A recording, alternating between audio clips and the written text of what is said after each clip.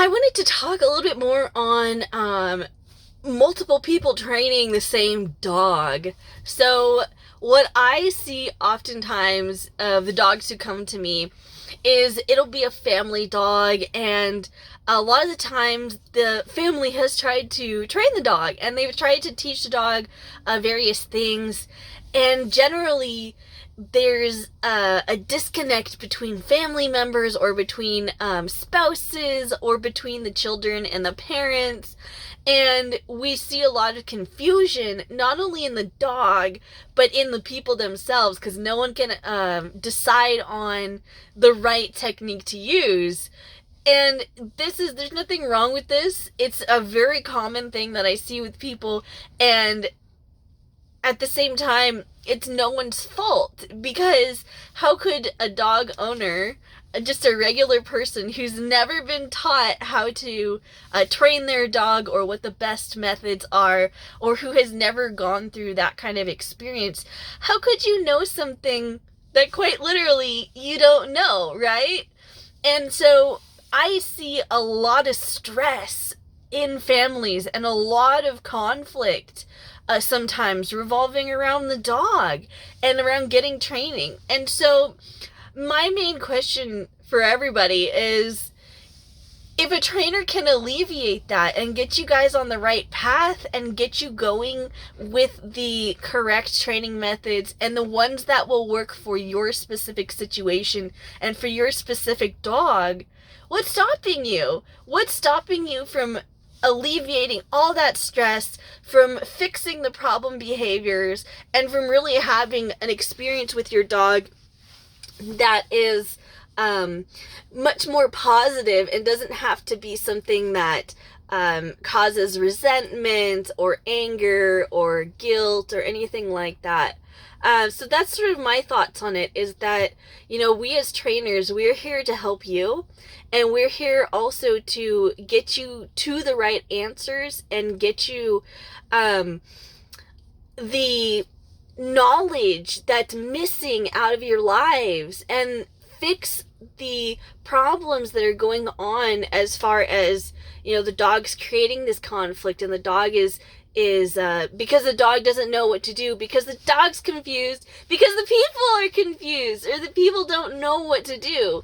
And so there's no shame in hiring a trainer. It's no different than, you go to a mechanic for your car, right? I know how to drive a car. I know how to wash one, but I do not know how to fix one. And so for me, just as a trainer, with my perspective, it's always interesting to see how for some people, there's like some shame or there's just this emotional part of why they resisted getting dog training. Like, oh, we thought it, on the face of it, sometimes people like to say, oh, we thought it was a phase, we thought it would go away. But personally, I found that it's deeper than that sometimes. Sometimes it's a thing with pride, sometimes it's a thing with fear.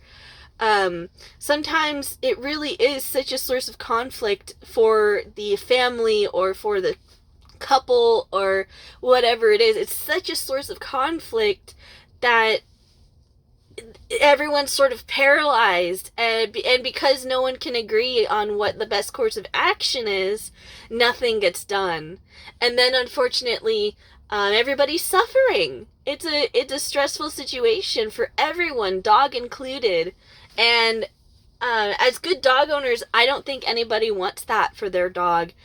And it's just a matter of taking that first step and getting help, with a trainer, starting to look for trainers, starting to be more open to that idea. So that's where I see a lot of people coming from when they first come for help, and when they first get in contact with me, is they are coming from a place that is a place of potential conflict in the relationship, not only with the dog, but with other people in the family. And of course, most dogs who come and see me and most dogs who I work with, they're just very confused. They would love to do the right thing. They want to do the right thing. They want to make you happy.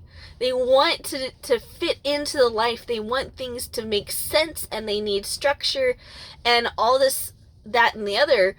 And they're eager for training, but they're just confused because you're confused, or you potentially don't know what you're doing or how to get from point A to point B. There's no shame in that. There's no shame in asking for help, and there's no shame in getting help. So that's my thoughts on that kind of thing of multiple people trying to train a dog. It's really not very good unless everyone's on the same page. And if you don't know what page is the right page to be on, you need a little help. So, yeah, I'll see you guys in the next one, and go out there and enjoy the time you have with your dogs.